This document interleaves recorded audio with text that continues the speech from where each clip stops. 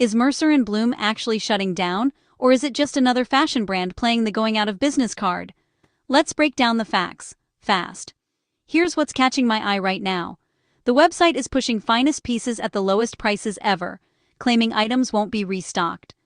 That's a classic move brands use when they're clearing inventory, or getting ready to close up shop. But wait, there's more. Customer support? Pretty much MIA.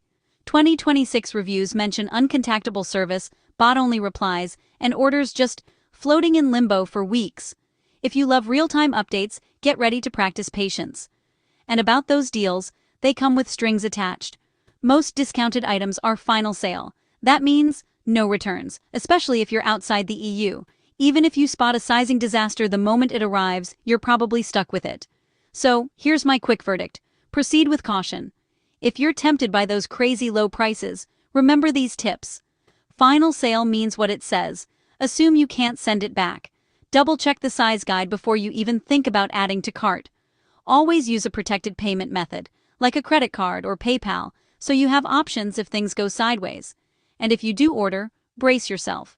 Shipping is reportedly slow, and tracking updates can be spotty at best. Finally, don't mix up Mercer and Bloom with other similarly named brands. We're talking about the fashion site, not the consulting firm, Dutch sneaker label, or a wellness company. Bottom line? Mercer and Bloom is legit, but right now, shopping there is a gamble.